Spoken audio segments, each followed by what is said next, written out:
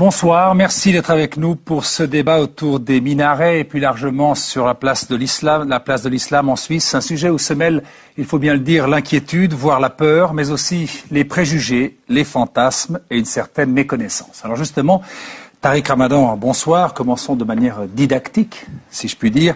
Est-ce qu'un minaret est un symbole important pour votre religion? Est-ce que c'est comparable au clocher chez les catholiques? Et est-ce que c'est nécessaire à la pratique? Donc c'est trois questions en une. C'est important, bien sûr, sur le plan de la tradition musulmane, le minaret représente ce qui est central par rapport à l'édification d'une mosquée, au sens où c'est l'appel à la prière. C'est le symbole de la présence de cet espace de prière. Donc c'est important traditionnellement et dans la mémoire longue des musulmans à travers toutes les cultures en fait et tous les lieux où les musulmans se sont installés, on a cette mosquée et ce minaret.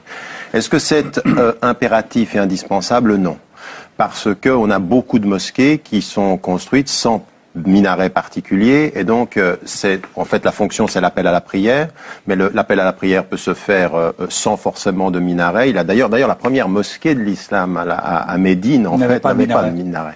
Donc c'est pas nécessaire. Donc c'est important du point de vue de la symbolique, c'est pas impératif du point de vue de la légalité. Mais c'est aussi important dans notre débat du point de vue de tout ce que ça peut représenter comme présence des musulmans. Alors vous tendez la perche, puisque ça n'est pas si important, pourquoi finalement demander des minarets? Pour l'autre raison, c'est-à-dire que c'est simplement dire que nous sommes musulmans, que nous vivons en Suisse comme des citoyens et que ce symbole-là, contrairement à ce qui est dit par les partis les plus extrêmes, n'est absolument pas un signe de domination, un symbole de domination, c'est simplement le signe d'une présence et d'une présence sereine et apaisée. Et donc, moi, je ne me battrai pas pour l'idée, il en faut absolument. Mais ce que je ne peux pas accepter, c'est ce qu'il y a derrière. Non, mais derrière la volonté de ne pas avoir de minaret. Alors, on en parlera pour la clarté du débat. Je veux dire qu'on va d'abord parler pendant un moment des minarets, de cet enjeu-là, et puis nous élargirons le problème.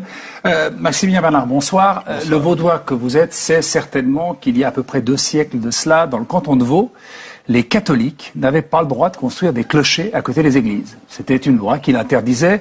Est-ce que c'est une mauvaise plaisanterie que de dire que les minarets aujourd'hui, ce sont les clochers des catholiques il y a quelques siècles? Alors je pense que les minarets rentrent au fond dans la culture islamique, tout comme les clochers des églises catholiques rentrent dans la culture chrétienne. Ça, c'est un premier point. Personnellement, je crois savoir tout de même que les minarets représentent un symbole de conquête islamique, mais ce n'est pas tellement. Je vous pose une question très précise. Oui. Est-ce que, selon vous, finalement, le fait de vouloir les interdire, ça nous ramène pas un petit peu en arrière? C'était le sens de ma question. Non, pas du tout. À mon avis, ça nous ramène pas en arrière. Ça remet un petit peu, si je puis dire, l'église au milieu du village, notamment dans le domaine de la réciprocité. Et ce que nous attendons, nous, aujourd'hui, en tant que chrétiens, Monsieur Ramadan, c'est de pouvoir jouir d'un certain nombre de droits dans les pays musulmans, tout comme vous, en tant que musulmans, jouissez de droits dans les pays de l'Occident de manière générale. La liberté de croyance, la possibilité de construire des églises et la possibilité de se rassembler librement dans certains pays musulmans, ce qui n'est pas le cas actuellement. J'ai bien compris, vous avez prononcé, ou ai-je mal entendu, le mot domination? Un minaret est un signe de domination. Un signe de conquête, pas un signe de conquête. Il peut être pris comme ça, comme un signe de conquête. Et, disons, derrière ce signe de conquête-là, ce n'est pas par rapport aux musulmans modérés que ça nous pose problème, c'est par rapport à une certaine frange des islamistes radicaux qui pourraient très bien instrumentaliser ce signe-là des minarets pour pouvoir, à un moment donné, continuer de prétendre un certain nombre de choses. J'aimerais vous dire, puisqu'on est au début du débat, que Mix et Remix, lui, ne fait l'objet d'aucune interdiction. Personne s'est opposé à lui et que donc il va sévir tout au long de l'émission, et ça risque de valoir son pesant de dessin. Et puis, de votre côté, n'hésitez pas à réagir en nous envoyant vos SMS à l'adresse qui s'affiche à l'instant.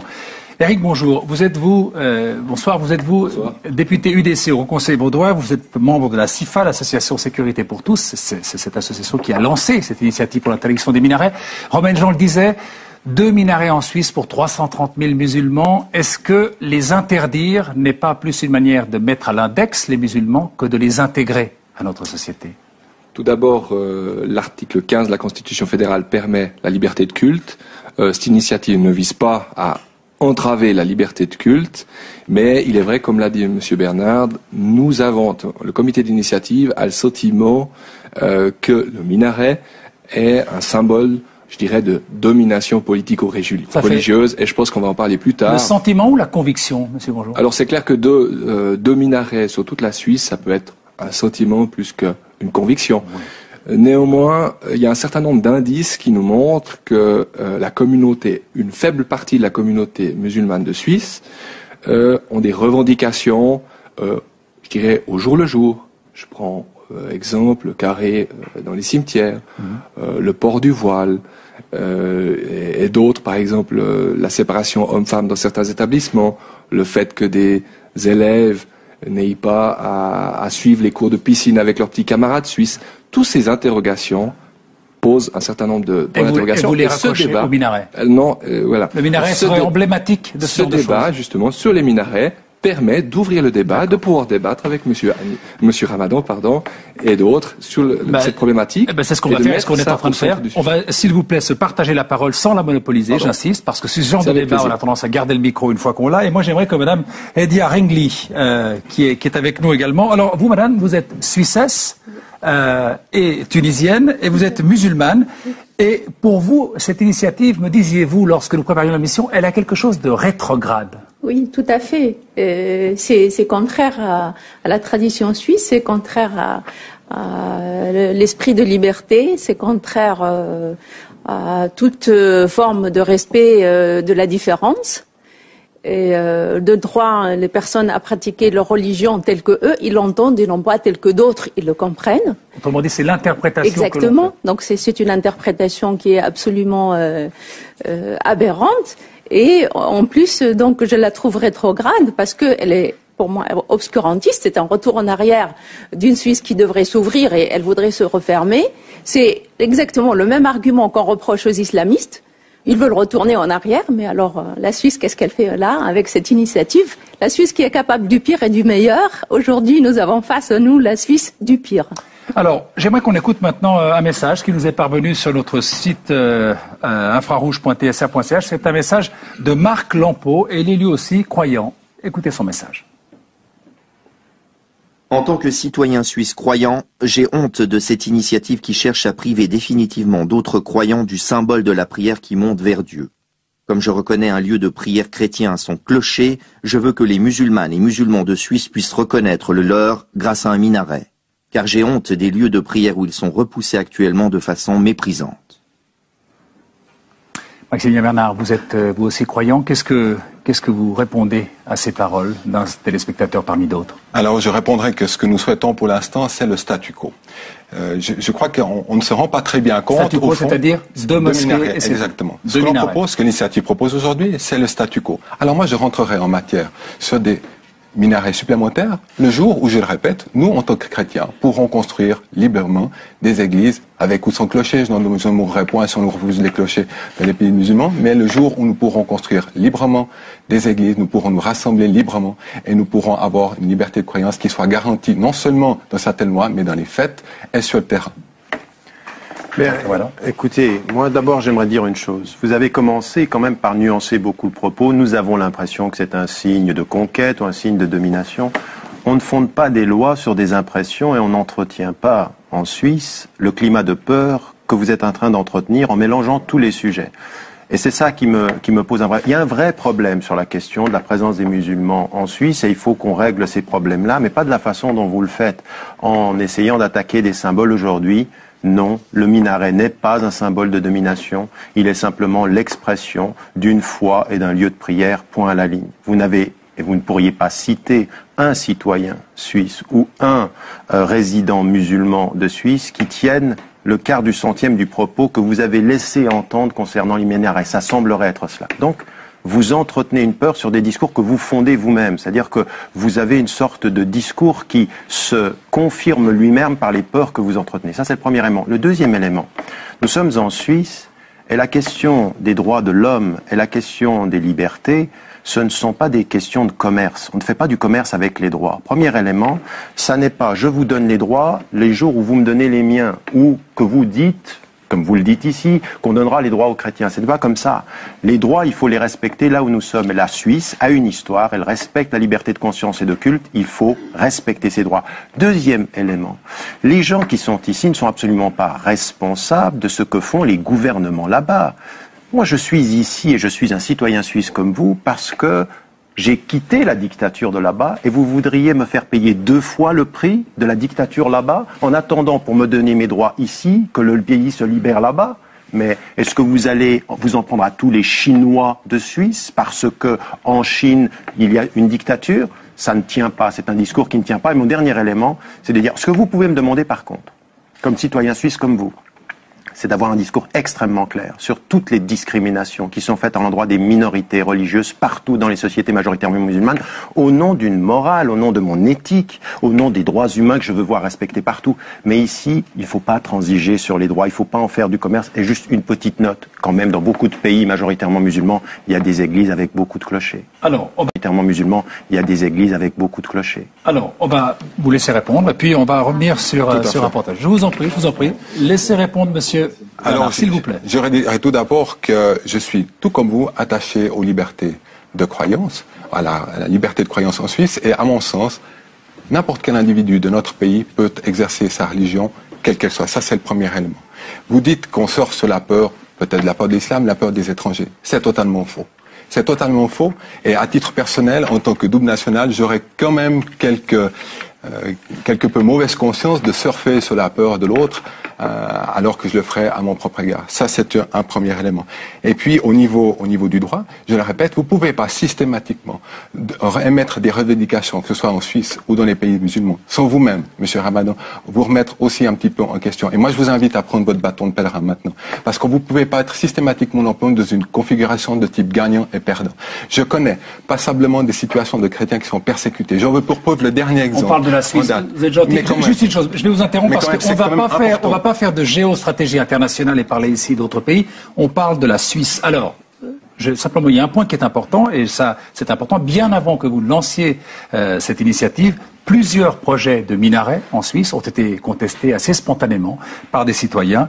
Rappel en image avec Yves Gerbert. Pour l'instant, ce n'est que... Alors, petite attente qu'on cale le magnéto, comme on dit. C'est donc les objets de contestation populaire. Il y a eu un certain nombre de désirs de construire des minarets. Et puis, spontanément, la population en divers endroits de Suisse alémanique, j'insiste, de Suisse alémanique, s'est opposée. Voici donc ce rappel de la situation avec Yves Gerbert. Pour l'instant, ce n'est qu'une flèche de bois posée sur un toit. Le symbole d'un symbole, mais un symbole qui suscite de très vives réactions en Suisse allemande. Comme ici à Wangen, près d'Olten, où les autorités s'opposent à la construction d'un minaret au sommet du centre culturel turc.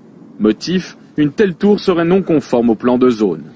Officiellement, c'est donc la hauteur qui dérange, comme à Langenthal dans le canton de Berne. Voyez ce que sera le minaret.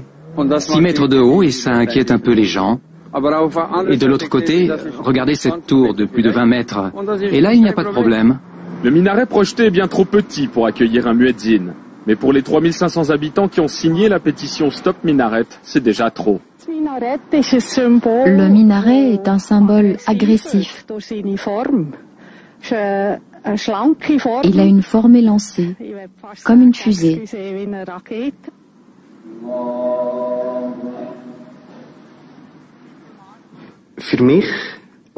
Pour moi, et pour beaucoup d'autres, le minaret, c'est un symbole de puissance. Le minaret, c'est le signe que l'islam étend sa domination sur certaines régions.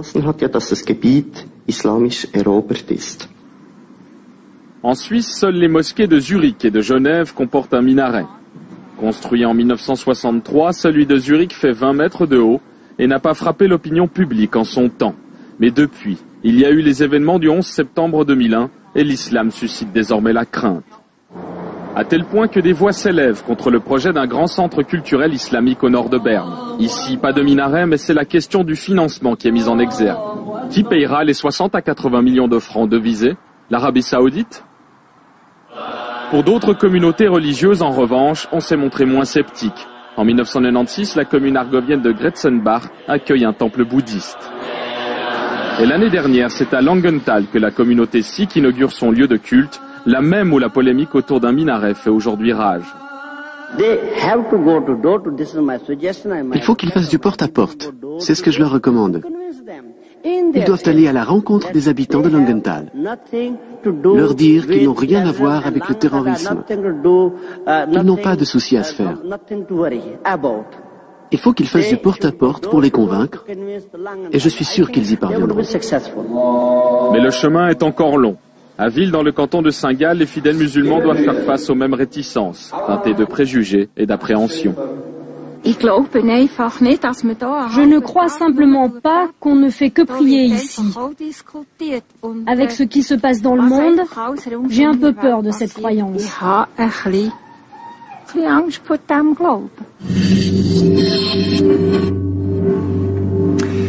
Erwin Tanner, bonsoir. Vous êtes secrétaire du groupe de travail sur l'islam à la conférence des évêques suisses. Et si j'ai bien compris votre position, vous n'avez rien contre les minarets. Vous dites oui aux minarets, mais pas d'appel à la prière depuis les minarets. C'est bien cela ? C'est juste, c'est souvent confondu. La construction des minarets est souvent liée avec l'appel à la prière. Et puis, il faut bien distinguer entre ces deux choses. Mais le minaret est un symbole religieux ostentatif. Dominatoire pour vous aussi? C'est un symbole de domination, de conquête? Je dirais pas domination, ça dépend du contexte, mais en Suisse je dirais pas. Alors les minarets pour moi, et puis moi je pense juridiquement aussi, c'est des symboles ostentatifs, religieux, et puis qui tombent sous la liberté de religion. Alors qu'est-ce que ça signifie un minaret? C'est, comme M. Ramadan a déjà dit, c'est un signe, un symbole de la présence de l'islam, mais aussi un lieu pour la prière, pour l'appel à la prière. Et puis, dans la phase des constructions des minarets, il faut bien distinguer entre les deux choses, c'est-à-dire les instances étatiques doivent se sensibiliser pour voir est-ce qu'on peut limiter un peu le droit de construire. Pas d'appel à la prière. Ça dépend des zones où on veut construire des minarets. Si c'est dans une zone industrielle, ça c'est autre chose. Mais si c'est dans une zone à bâtir, par exemple, tout au milieu d'un village, alors il faut limiter cet appel. À mon avis, il faut interdire cet appel parce que pour l'État, c'est vraiment, vraiment difficile de distinguer entre la mission et puis simplement ou simple confesser la foi. D'accord. Alors on a compris, j'aimerais juste encore vous soumettre deux messages qui nous sont parvenus concernant cette affaire. Grâce à l'UDC, l'islam va rentrer dans la Constitution suisse. Joli coup de pub. Et puis un autre, plus sobre. Imaginez la Constitution flanquée de cette phrase « Les minarets sont interdits » me dérange profondément. Christian Weber, bonsoir. Je vais vous demander de prendre vos micros. On va un peu, si j'ose dire, sortir du minaret, élargir un peu la problématique parce que vous, qui êtes conseiller national de l'Union démocratique fédérale, qui est également un chrétien engagé, vous êtes membre de l'armée du salut, vous avez eu cette phrase qui n'est pas une phrase innocente, vous dites « L'islam n'est pas une religion, c'est carrément une déclaration de guerre ». C'est bien une phrase de vous? C'est bien sûr, oui. Je l'ai cité comme ça, mais il faut voir un peu autour du monde. Il faut voir un peu dans les rues. On parle en Suisse, c'est bien sûr, mais aussi en Suisse. Je peux dire à Berne, par exemple, on a vu des transparents où était écrit dessus, par exemple, il faut couper la tête à ceux qui ne croient pas. Ou il faut tuer ceux qui se moquent de Mohamed. C'était écrit à Berne, dans la rue de Berne. Nous, comme ça a été dit, en Suisse, on a une très grande liberté de foi, de conscience.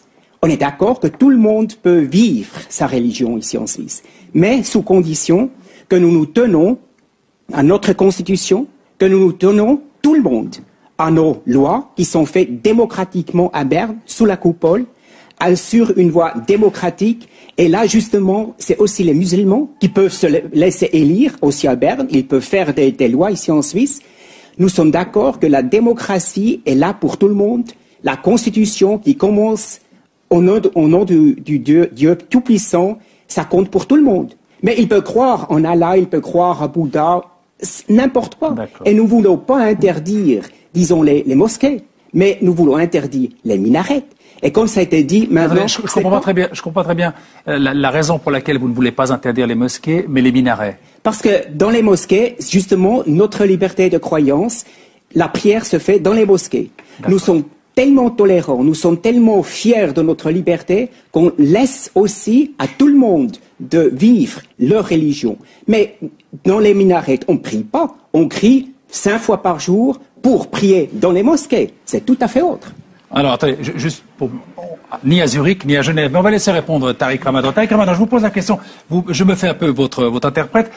Est-ce que l'islam est compatible avec la Suisse? Et est-ce qu'on peut être un bon Suisse et un bon musulman? Vous qui êtes suisse et musulman. J'espère le prouver personnellement, mais je crois qu'il y a vous avez parlé de 350 000 musulmans qui sont présents en Suisse. Mais on va laisser répondre Tariq Ramadan. Tariq Ramadan, je vous pose la question. Je me fais un peu votre interprète. Est-ce que l'islam est compatible avec la Suisse et est-ce qu'on peut être un bon Suisse et un bon musulman? Vous qui êtes suisse et musulman. J'espère le prouver personnellement, mais je crois qu'il y a vous avez parlé de 350 000 musulmans qui sont présents en Suisse. La très grande majorité des citoyens suisses de confession musulmane et des résidents musulmans vivent ici dans la paix sans problème. Mais écoutez, c'est pas ce que vous dites dans la phrase, parce que c'est exactement ce à quoi on assiste depuis le début du débat. Ce sont vos glissements perpétuels vers la généralisation quand ça vous arrange, et puis la modération quand ça vous arrange. Vous avez dit l'islam est une déclaration de guerre, et ensuite dit oui, mais tant qu'ils sont invisibles, ils restent dans leur mosquée. C'est ça que vous êtes en train de dire, c'est-à-dire que nous sommes une déclaration de guerre à enfermer dans des mosquées qui ne doivent pas être visibles parce que vous êtes très tolérants. C'est ça que vous êtes en train de dire. Nous sommes très tolérants parce que justement on vous laisse votre liberté aussi dans les mosquées. Vous pouvez même semer la haine dans les mosquées. Parce que écoutez-moi, bien sûr, dans les mosquées, c'est aussi sur le plan politique, ce n'est pas seulement la religion, mais c'est aussi la politique qui se fait dans les mosquées. Et là, il y a aussi la haine qui est semée. Mais nous, on laisse même ça dans les mosquées. Une question, encore une fois, je me mets à la place du téléspectateur. Quand vous dites en Suisse, on fait de la politique dans les mosquées, est-ce que vous avez les preuves de ce que vous avancez? Bien sûr. Je n'ai pas sur moi, mais je peux vous donner tous les signes. Et on sait aussi que dans les mosquées, on ne peut pas contrôler, et on ne veut pas contrôler. On ne veut pas, parce que c'est la liberté de conscience. Mais là aussi, vous avez des preuves qu'on fait de la politique dans les mosquées à Zurich ou à Genève? Ah, bien sûr. Là, on a des preuves très claires. On a les preuves ici en Suisse. Par exemple, qu'on dit que l'islam, que la religion d'islam, l'islam ici en Suisse, ça doit être ou ne peut pas être vécu parce que justement ils sont discriminés et il faut vraiment prendre position là pour dire que il faut faire la politique pour venir à une position de forteresse ici en Suisse sur le plan religieux. Vous dites que vous avez les preuves. Afid Ouardiri, vous avez passé un certain temps à la mosquée de Genève. Combien de temps? Oui, une trentaine d'années. Vous en étiez le porte-parole.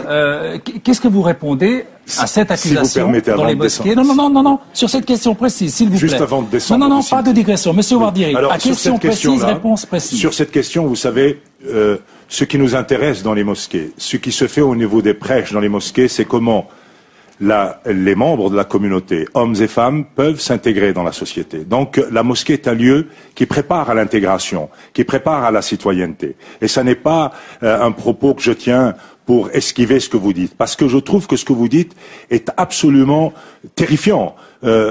Désigner les musulmans, stigmatiser les musulmans de cette manière-là, c'est absolument terrifiant. Nous n'avons jamais vécu cela à Genève. Je ne dis pas qu'il y ait des gens qui peuvent avoir une manière de penser qui ne soit pas conforme à ce que enseignerait l'islam en sens de la relation à l'autre, le respect, tout cela.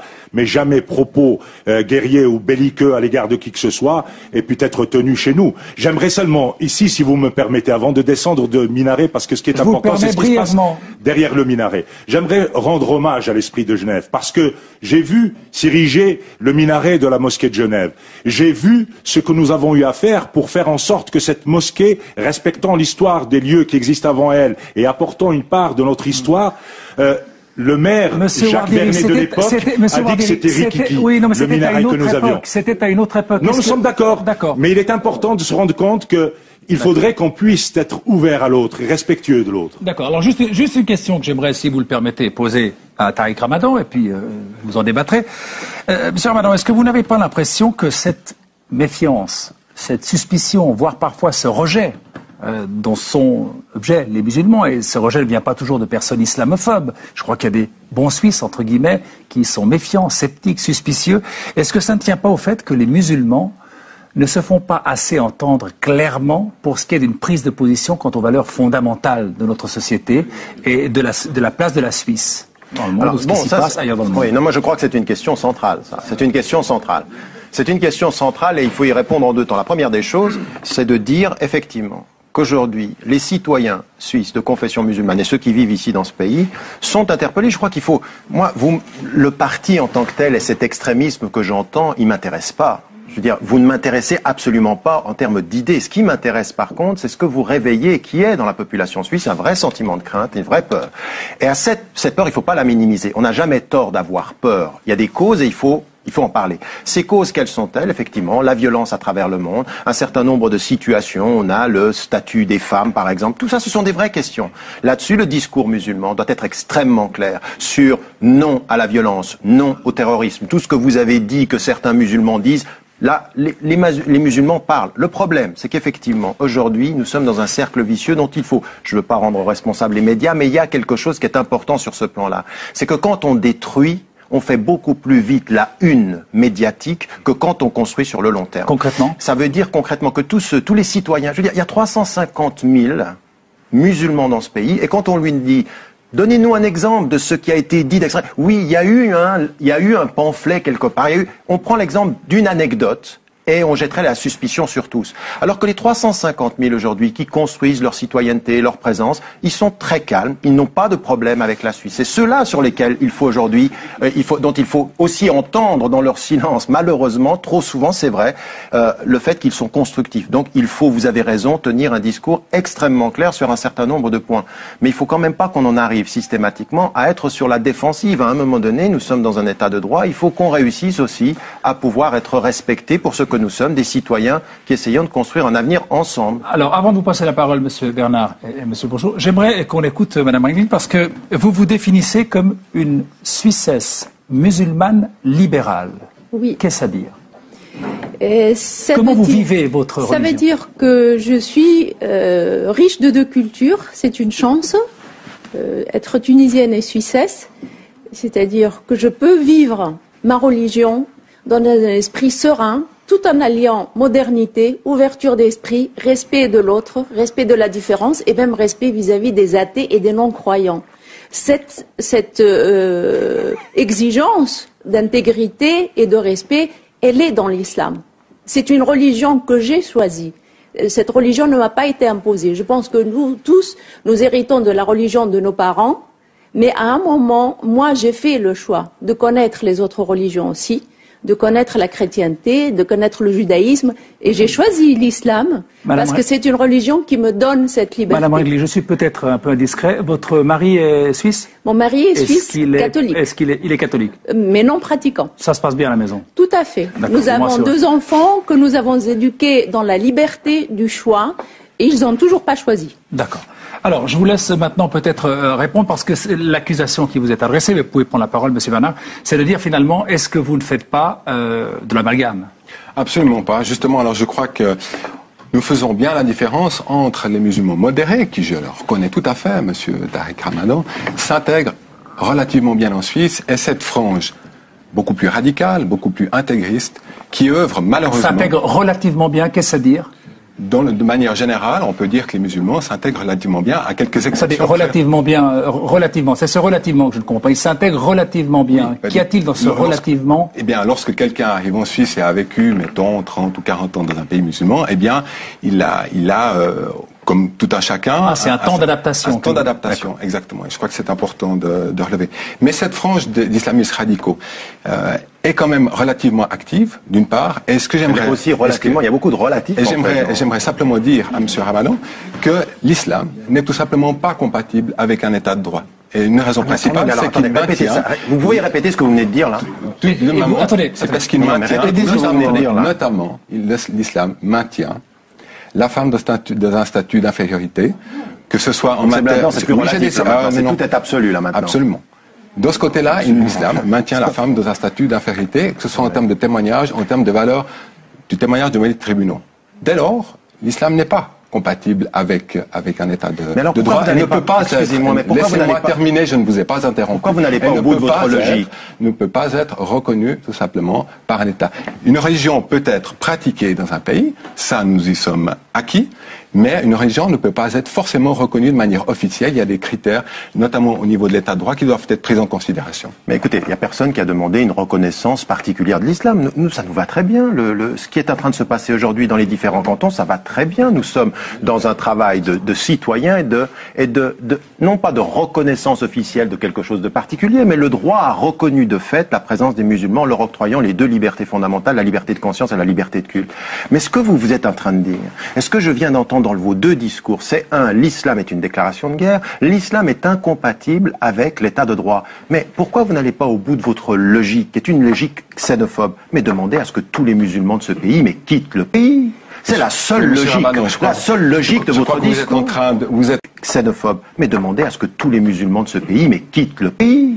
C'est la seule logique de votre discours. Vous êtes en train de brandir l'épouvantail de la xénophobie. Mais vous l'êtes, je suis désolé, c'est pas un épouvantail. Vous croyez vraiment que je serais xénophobe en tant que double national? Monsieur Ramadan, mais soyez un petit peu clair. Quel est le rapport? Il n'y a aucune xénophobie de notre part. Quel est le rapport? Il y a simplement... Quel est le rapport? Mais écoutez, entre la xénophobie et le double national, mais réfléchissez un petit peu. Non, je comprends pas. Alors, Monsieur, bonjour. Juste une question. Je vais employer un terme très violent, mais je crois qu'il est explicite. Est-ce qu'il y a, comme il y a parfois des délits de sale gueule, un délit de musulman à vos yeux? Alors, sincèrement. Moi, personnellement, ça vous pose un problème? Je pense pas du tout. Il y a 311 000, 350 000 en Suisse. Chacun a sa religion, chacun se développe en fonction de sa propre croyance. En ce qui me concerne, je suis protestant. Non pratiquant, c'est-à-dire que je ne vais pas régulièrement à l'église, et j'estime que ce que vous avez dit tout à l'heure, en Suisse, il y a un certain nombre de craintes par rapport au développement de la communauté musulmane. Lesquelles? Alors, par exemple, concrètement, des points précis. Qu'est-ce que vous craignez aujourd'hui, par exemple, par rapport à la communauté musulmane? Qu'est-ce que vous craignez? Monsieur Ramadan disait, il faut que les lois, on n'a pas besoin de lois, ça va très bien jusqu'à aujourd'hui, on peut laisser faire le cours des choses. Et ce que disent les gens, ce que disent les sondages qui sont sortis, que ça soit dans l'Express, que ça soit dans 24 heures, les gens ont une crainte et ce ressentiment par rapport à ces minarets en sont le porte-drapeau, si j'ose m'exprimer ainsi. Que vous utilisez. Oui, qu'on utilise, mais il vous faut l'écouter, Monsieur Ramadan. Je continue. Donc vous êtes d'accord, vous utilisez le propos. C'est bien de le reconnaître. Mais il n'y a pas de problème, Monsieur Ramadan. J'assume mes propos. Maintenant, il y a un autre élément. Je me mets encore une fois à la place du téléspectateur. Vous dites il y a une crainte au sein de la population. Nous sommes tous d'accord, nous la sentons. Le 11 septembre est passé par là. L'accusation qui vous est faite, c'est est-ce que vous attisez cette crainte? Alors moi, je pense Est-ce que vous soufflez sur les braises?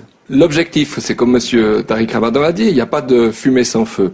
Je dirais inversement, vous êtes en train de vous victimiser. Aujourd'hui, il y a des gens qui soufflent sur le feu. Vous êtes en train de vous victimiser, Monsieur Ramadan. C'est ce que je constate depuis un moment, alors que finalement, on n'est pas en train de discuter, de victimiser la communauté musulmane. On est en train de dire qu'il y a des problèmes et que la communauté musulmane n'est pas fédérée en Suisse et qu'il n'y a pas d'interlocuteur pour trouver des solutions à ces problèmes. Quel problème concret, monsieur Bonjour? Quel problème concret? Non, s'il vous plaît. Répondez. Quand on dit qu'il y a... Non, je ne débat pas. Moi, je suis soucieux de la précision.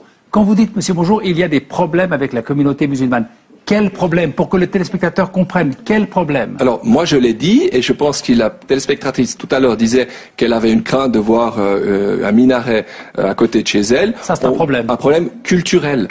Entre la Suisse et la France. L'autre élément, et là, il faut qu'on en discute, c'est peut-être pas ce soir, mais je pense que le problème des carrés dans les cimetières, le problème du voile, le problème que de plus en plus de minorités, de parents minorités, essayent d'imposer à une majorité de parents chrétiens ou non chrétiens, athées, hindous, bouddhistes et peu importe quoi, leur manière de vivre. Et ceci où, en guillemets, c'est pour ça que M. Weber a raison, dans le sens où il dit on fait de la politique au sein des mosquées. Et c'est vrai que j'imagine si l'imam donne surtout ce qui se passe dans la vie, des consignes de vie, et probablement que moi, je suis dans un état laïque, il y a la loi et il y a ma vie privée. Oui. Et je fais une séparation entre la vie privée et la religion. On va laisser répondre, s'il vous plaît, le temps de parole. Gardez un peu moins de temps de parole parce qu'il nous reste une vingtaine de minutes. Si je pouvais vous répondre. Le problème, c'est que vous finissez par un discours qui est apparemment clair, mais le discours en entier est confus. Ce que nous disons... Moi, je suis pas professeur comme vous. vois pas le rapport non plus, mais... Votre rhétorique, c'est que ça, c'est d'essayer de démonter l'argumentation de l'autre. C'est un débat, je suis pas d'accord avec vous, je vais pas vous dire oui par vous faire plaisir. Donc je vais pas vous faire plaisir, puisque vous dites des choses qui sont dangereuses. Le premier élément... Merci. Le premier élément, il est celui de la distinction des ordres. Sur le plan légal, ce que j'ai dit clairement, c'est que la loi suisse n'a pas à être changée parce que dans son fondement, elle permet la liberté de conscience et de culte et que les musulmans, les citoyens suisses sont d'accord avec ça. Ceux qui veulent changer la loi, ceci étant dit, c'est vous qui avez envie de changer l'initiative, c'est pour changer la loi. Oui, là, mais c'est quoi la Constitution? C'est la loi fondamentale.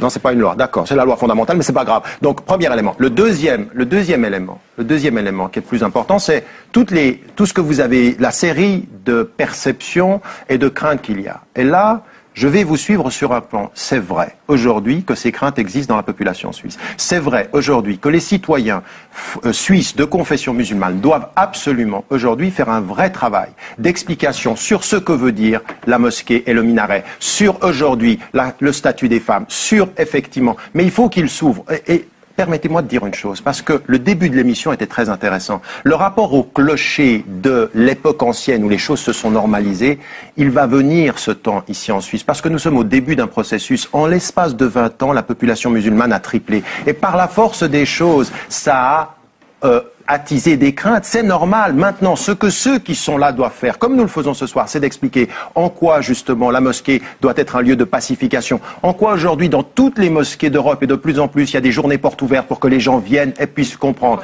Non mais attendez. Comment, aujourd'hui, les citoyens suisses doivent gérer leurs relations à l'école, gérer leurs relations aux enseignants. Donc, donnez le temps à ces citoyens de faire un vrai travail. Appelez-les à ça. Mais il n'y a aucun moment, je me suis mis en face de vous en situation de victime.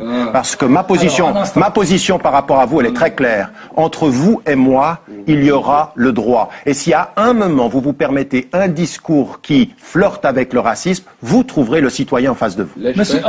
Monsieur Weber, juste à cette question très simple. Monsieur Ramadan dit, les choses vont évoluer. Il y a eu beaucoup de musulmans qui sont arrivés. Le pourcentage a beaucoup augmenté dans certains endroits. Si sur les maniques, c'est très clair. Les choses vont évoluer, ça va s'arranger. Qu'est-ce que vous répondez à ce discours-là? Moi, je réponds que les Suisses et les Suissesses, ils n'ont pas peur et ni la crainte. Parce que nous sommes tellement démocrates que nous acceptons qu'on a 300 000, 350 000 musulmans ici en Suisse. Laissez-moi parler. On est d'accord avec ça. On est même d'accord qu'il y a des gens, des hommes et des femmes qui viennent ici en Suisse. Mais ce qu'on veut ici en Suisse, que la loi et la Constitution comptent pour tout le monde. Où j'ai peur, ce n'est pas de vous que j'ai peur. J'ai peur des chrétiens ici en Suisse qui n'osent plus dire que c'est Jésus-Christ, c'est la vérité, le chemin et la vie. Alors là, on s'arrête, monsieur Weber, on s'arrête 30 secondes parce qu'on n'est pas sur un débat de type théologien. Non. Moi, je suis agnostique, on va pas commencer à se fâcher là-dessus. Nous sommes un pays chrétien et nous n'osons plus dire ce que nous croyons. D'accord. C'est notre faute, c'est pas la faute des musulmans. Mais nous sommes un État laïque. Juste une chose. Donc c'est vous les fautifs, en gros. C'est clair. D'accord. Alors, juste un point, simplement un point. Afid Ouardiri, j'aimerais vous, encore une fois, me faire le porte-parole de certaines questions qui peut-être travaillent le téléspectateur.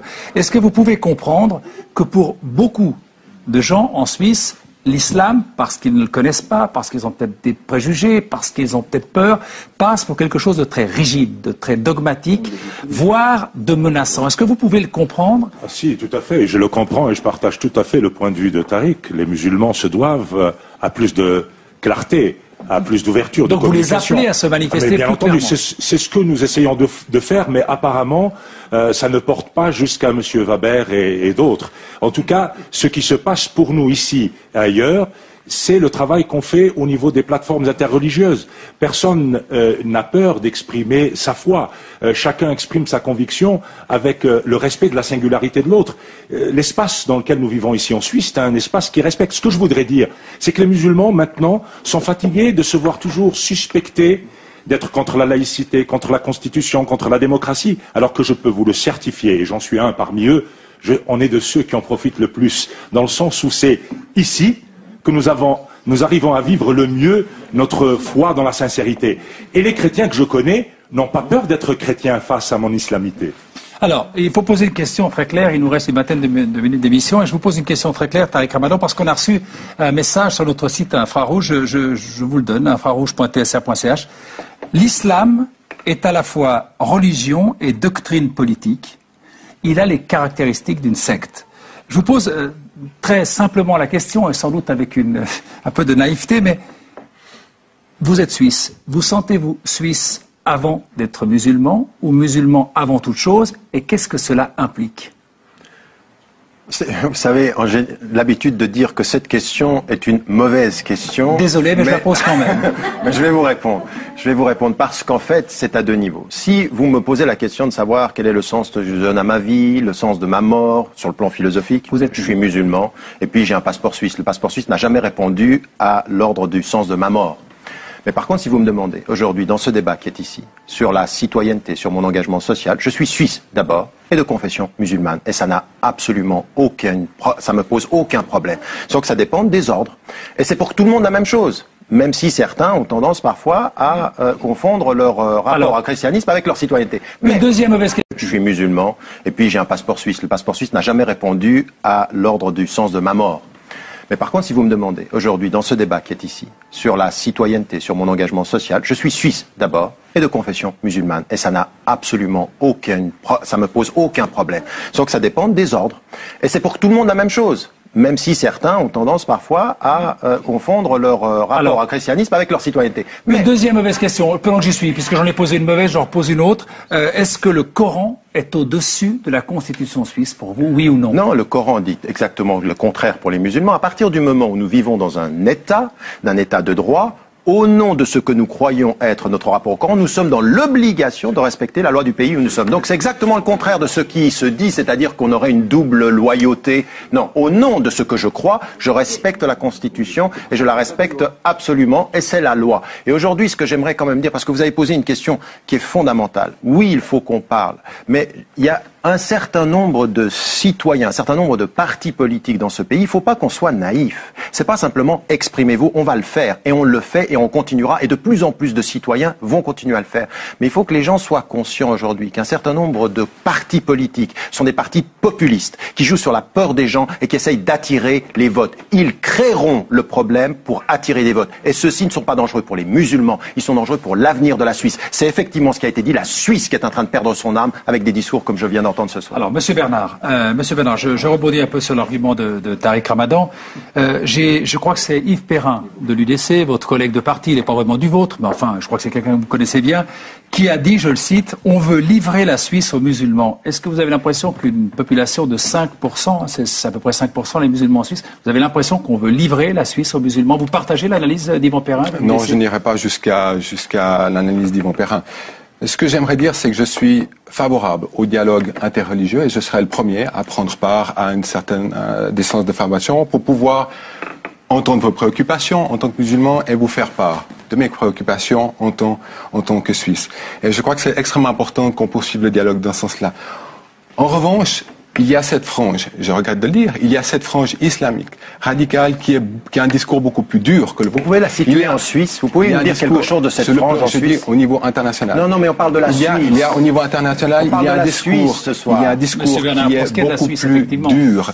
Mais oui, mais aujourd'hui, on peut plus seulement parler que de la Suisse. On est obligé, de par la mondialisation, de s'en référer aussi à un certain nombre de choses au niveau international. Laissez-moi terminer. Je vous l'ai déjà dit, je ne vous ai pas interrompu.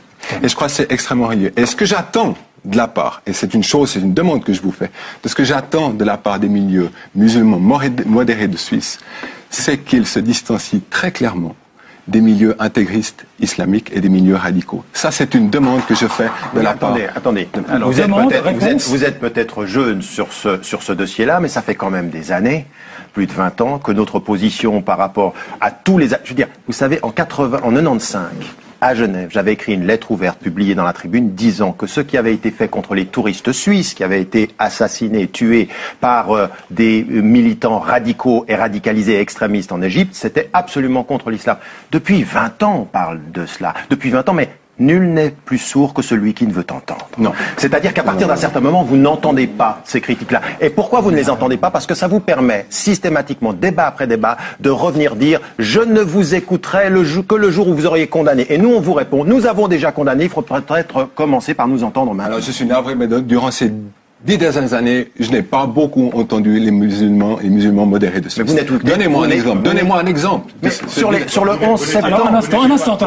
Vous n'étiez pas là où il fallait, puisque je dois vous le dire, mon cher, c'est que dans le cadre de la plateforme interreligieuse que nous animons ici à Genève, on a eu beaucoup de peine et on a encore beaucoup de peine à intégrer des gens de votre obédience. Monsieur Tanner, alors vous êtes catholique? Oui, c'est ça. Et qu'est-ce qu'on dit du côté des évêques? Alors, du côté des évêques, alors on dit... Est-ce qu'on a peur de l'islam? Non, pas du tout. Est-ce qu'on craint une islamisation de la Suisse? Non, je crois que non. Mais les évêques sont toujours d'accord, il faut dialoguer avec les musulmans. Mais est-ce que vous avez peur? Est-ce que cette peur... Non, pas du tout. Alors, personnellement, je dirais, maintenant, notre débat tourne toujours autour des minarets. Mais c'est des objets morts, du matériel mort. Mais ce qu'il faut discuter, c'est sur les êtres humains derrière. Et puis, je dirais une chose. Alors, je pense, j'observe quand même un peu la situation des musulmans en Suisse depuis longtemps déjà. Et puis, je dirais, je peux constater une faible minorité s'est radicalisée. Mais la plupart des musulmans aimeraient bien vivre dans notre paix, dans notre pays en paix. Et puis, je vous demande, est-ce qu'un chrétien de notre société connaît mieux la Bible qu'un musulman connaît le Coran? Je dirais, la plupart des musulmans ne sont pas des fondamentalistes. Et puis, la plupart des chrétiens ne sont pas des fondamentalistes. Alors je n'ai pas peur de l'islam. J'ai peur d'une minorité très faible, mais qui est des fois en train d'instrumentaliser la population. Et puis il faut Monsieur Tanner, pour qu'on comprenne bien, cette minorité à laquelle vous faisiez aussi référence, vous pensez qu'elle existe en Suisse et qu'elle est agissante? Il y a des éléments. Il ne faut pas toujours être politiquement correct. Il faut dire la vérité. Mais c'est vraiment faible. Il y a des éléments. Et puis il faut quand même distinguer entre la Romandie et puis la Suisse alémanique. Dans la Suisse alémanique, la plupart des musulmans sont des Turcs et ceux qui viennent du Balkan. Alors, eux, ils ont une autre perception ou conception de la relation entre religion et État. En Romandie, par contre, la plupart des musulmans viennent du Maghreb. Alors, ils ont une autre conception de relation entre État et religion. Alors, il faut bien discuter. Je vous interromps parce que j'aimerais qu'on passe la parole à la seule femme de ce débat. C'est pas que je veuille absolument faire des quotas, mais on est à 10 minutes de la fin. J'aimerais avoir votre point de vue à ce stade du débat. Alors, ça confirme le sentiment partagé par tous les musulmans, c'est qu'on est en train de souffler sur les braises pour attiser une haine qui n'a aucune raison d'exister. Si on veut parler, vous disiez tout à l'heure que la religion recale la femme à une position inférieure. Je crois que je suis l'affirmation de tout le contraire de ce que vous dites et essayez seulement de m'imposer quoi que ce soit, je crois que vous y renoncerez rapidement.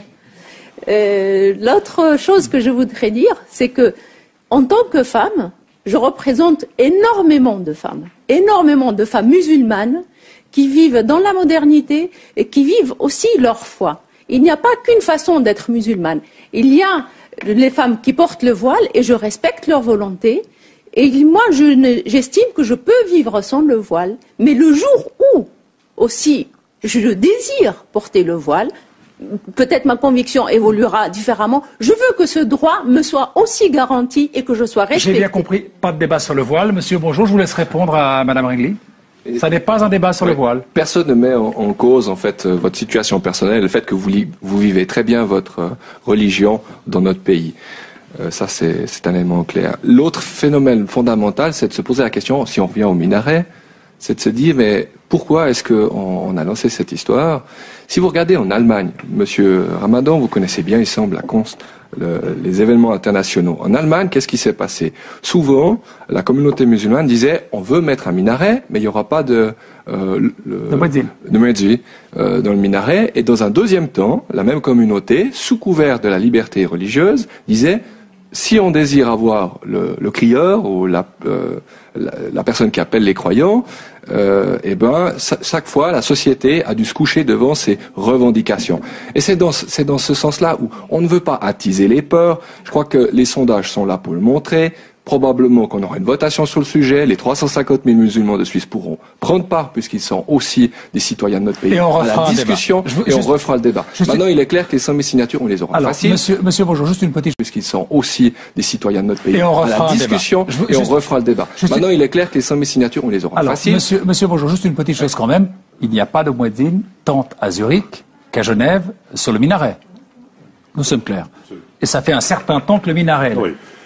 Juste pour revenir à mon anecdote, et je crois qu'il est important, lorsque nous avons érigé le minaret de Genève, rien nous a été interdit, ni sur le plan architectural, ni même concernant l'appel. Mais c'est de nous-mêmes, c'est nous-mêmes qui avons décidé de faire l'appel à partir du patio de la mosquée, tout simplement parce qu'on estimait que cet appel-là ne concernait pas les gens qui étaient autour de la mosquée, et ça se tenait là. Nous n'avions pas eu d'interdit à l'époque. Ce que je ne comprends pas, c'est que vous pensez, d'une part, que ce minaret est un symbole de domination, que cela veut agresser les autres dans leur religion. Je crois que tout cela, c'est faux. Ce qui m'aurait intéressé dans ce débat, c'est qu'on aille plus loin derrière ce que cache ce minaret, enfin ce que vous voulez cacher avec ce minaret. Et en même temps, je dois vous dire, en tant que musulman, je ne veux pas qu'on hypothèque l'avenir des jeunes, parce que les jeunes qui sont nés ici, qui sont citoyens, sont en train de travailler dans le sens de l'intégration, de l'acceptation. Ce sont des gens qui se considèrent comme étant des valeurs ajoutées à cette citoyenneté. Alors n'hypothéquez pas l'avenir de ces jeunes. Monsieur Wabert, on vous a beaucoup entendu, monsieur Bonjour. Monsieur Wabert, qu'est-ce que vous répondez à monsieur Wabert? Juste encore pour le danger qui provient de l'islam militant. Mais il faut lire une fois ce que la police fédérale dit sur cette question. Ils disent que l'islam militant en Suisse existe et que c'est un danger. C'est la police fédérale qui le dit. Top. Alors, l'islam militant... Non, mais ce que je voulais... Est-ce que derrière le minaret, il y a les purs et durs? Mais non, justement, on est tous d'accord. Vous l'avez dit vous-même, vous avez dit non, on fait la différence entre les purs et durs et tous les autres, mais finalement, on traitera le minaret au nom des purs et durs en sanctionnant tous les musulmans. C'est ça la logique. Mais c'est pas simplement ça la logique, parce que monsieur va plus loin, il laisse entendre que finalement, l'islam, en tant que tel, est dangereux en soi, comme le sont finalement tous les radicaux. C'est un peu ce que vous dites, puisque vous dites c'est une déclaration de guerre. Mais ce que j'aimerais dire simplement, ce qui me concerne... C'est pas un peu. Pardon? Je l'ai pas dit comme ça. J'ai dit... Je fais référence à votre citation de tout à l'heure. C'est vous qui faites la déclaration de guerre, c'est vous qui faites les pamphlets, sur les transparents, on peut lire... Pas vous, mais l'islam islamique... Mais donc, les gens, les musulmans, les musulmans qui sont en Suisse, qui font la démonstration à Berne, qui écrivent sur leur pancarte, sur leur transparent. Ils l'écrivent, c'est pas moi, c'est eux qui... Mais je peux vous montrer des photos. Vous venez d'être pris en flagrant délit d'amalgame, c'est vous, c'est pas moi. Je peux vous montrer des photos. Alors, si je peux me permettre, s'il vous plaît, monsieur. Si j'aimerais... On va essayer de rester correct jusqu'au bout. Si j'aimerais simplement concernant l'événement qui s'est passé sur la place fédérale à Berne, concernant les caricatures, nous avons été les premiers. Tous les musulmans n'étaient pas d'accord avec ce type de rassemblement. Mais ce rassemblement n'avait pas pour but de crier haro sur les Suisses ou haro sur la Constitution ou haro sur la laïcité. Ça n'est pas vrai. Ils étaient venus, par la prière, de manière pacifique, dire « Ici en Suisse, on vit très bien ».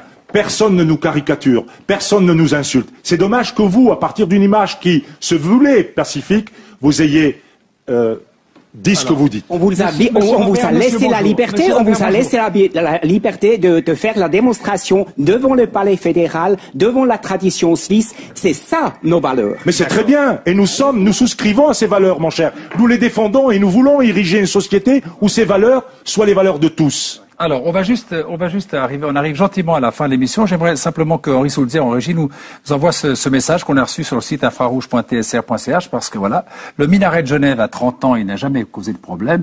C'est l'UDC le problème. Alors, j'ai une question très précise, monsieur, bonjour. Donc, c'est un message aux téléspectateurs. Je vous prie de le respecter, s'il vous plaît. On a le droit d'avoir des avis différents. Je m'adresse au public qui est derrière vous. Je vous prie de respecter aussi les messages des téléspectateurs, même s'ils ne partagent pas votre avis. Merci. Monsieur, bonjour, une question. Il vous reste maintenant 18 mois pour recueillir les signatures. pour une initiative.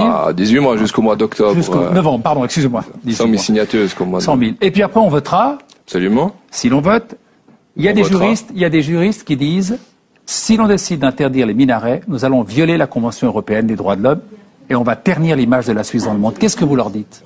Écoutez, je pense que la Suisse est un peuple souverain. Une fois de plus, les personnes qui sont ici présentes pourront s'exprimer dans le cadre du débat démocratique. Je vous encourage à le faire. Monsieur Ramadan, vous qui êtes suisse-français, américano, anglo, je ne sais pas exactement. C'est ma seule nationalité. Je suis pas double nationalité. Je veux mettre ici en exergue un élément fondamental, c'est que vous êtes en premier rang, mais je suis pas sûr que vous représentez la communauté musulmane en Suisse en tant que telle.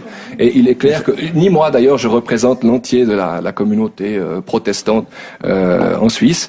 Et je pense que ce qu'il faudrait qu'on ressorte de ce débat, puisqu'il est bientôt terminé, vous pensez que vous représentez les Suisses dans un grand pourcentage de Suisses ? Alors, en ce qui me concerne, je pense par rapport aux craintes qui sont exprimées, que ça soit ce que j'ai pu déjà constater dans les sondages, que ça soit le nombre important de téléphones que j'ai déjà reçus de personnes qui veulent signer cette initiative, on sent vraiment qu'il y a une crainte. Et ce que je voulais dire par là, si vous me permettez, c'est juste qu'on essaie de trouver vraiment des solutions. Comme le disait monsieur, dans la discussion interreligieuse, mais il faut aussi dire une chose, monsieur. Quand vous avez dit à monsieur Bernard tout à l'heure qu'il faut qu'on s'exprime, qu'on se comprenne, qu'il faut qu'on vous communiquiez plus, je suis d'accord. Mais la relation avec les autres communautés religieuses, c'est du donnant-donnant. Et ce que j'ai, moi, le sentiment, tout ce que je suis au niveau religieux... Rapidement, s'il vous plaît, monsieur Bonjour. J'aimerais qu'on conclue avec chacun des intervenants. Vous avez 15 secondes. Merci. C'est qu'on y met tous les actes de la vie de tous les jours rentrent en front avec finalement notre culture helvétique. Et c'est là où vous devez finalement adapter votre culture. On s'arrête là.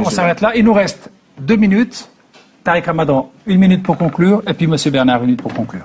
Non, simplement, j'ai une réaction par rapport à cela en disant, au-delà de ce discours-là, il faut bien que nous comprenions tous que, comme vous l'avez dit, il y a l'utilisation d'un symbole pour attiser des peurs et entretenir ce climat-là uniquement à des fins électoralistes et à des fins de fermeture.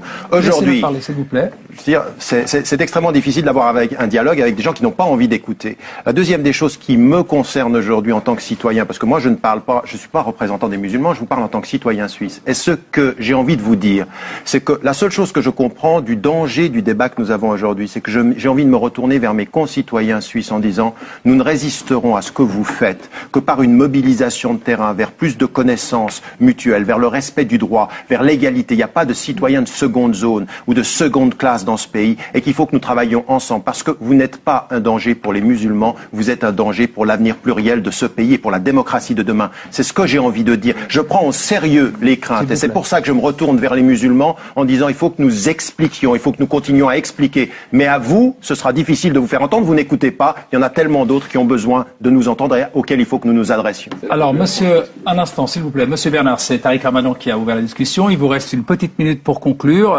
C'est lourd de devoir conclure un débat comme ça. C'est à vous que revient cette responsabilité. Écoutez, je mettrai l'argument principal que j'ai évoqué au début. Je dirais tout d'abord à monsieur Ramadan qu'il faut effectivement qu'il cesse de se prendre pour une victime. Première chose. Et deuxième chose, je reparlerai de la construction supplémentaire du minaret en Suisse. Le jour où monsieur Minaret, mais je ne vous ai pas interrompu, monsieur Minaret. Alors, s'il vous plaît, monsieur Minaret, laissez-moi terminer. Je reparlerai. L'homme devient le symbole. Je reparlerai absolument. Oui. Et vous allez interdire Ramadan avec les minarets. On pourrait faire une caricature intéressante. On pourrait mix et remix, c'est pas génial. D'un minaret, ce serait intéressant. Je reparlerai de la construction de minarets supplémentaires. Le jour où nous, chrétiens, nous aurons la liberté de croyance qui soit garantie. Le jour où nous pourrons construire des églises librement dans les pays musulmans. Et le jour où nous pourrons nous rassembler sans avoir systématiquement peur de notre identité et de notre sécurité. En d'autres termes, la Suisse sera un état de droit quand il n'y aura plus de dictature là-bas. Ça ne va pas. C'est pas comme ça. Monsieur Ramadan, allez frapper, si je peux conclure, allez frapper. Rapidement. Si je peux me permettre un petit conseil, allez frapper à la porte des gouvernements arabes et expliquez-leur simplement le principe de la réciprocité. Alors, on va s'arrêter là. Puisque vous avez fait référence à lui, sachez que ce soir, il n'y avait pas monsieur Minaret, il y avait monsieur Stilo. C'était Mix et Remix. Et je peux vous garantir que monsieur Stilo ne s'est pas gêné au cours de cette émission, comme quoi on peut parler de choses sérieuses qui posent beaucoup de problèmes et en y mettant toujours une dose d'ironie. Et on peut aussi parfois rire de choses très délicates, très importantes. Merci à Mix et Remix. Merci à vous d'avoir suivi ce débat. Merci à tous d'être venus. Ça n'est pas facile parce que, mais ça s'est relativement bien passé. Je pense qu'on reparlera de tout ça parce que l'initiative va aller de l'avant. Et puis la semaine prochaine, vous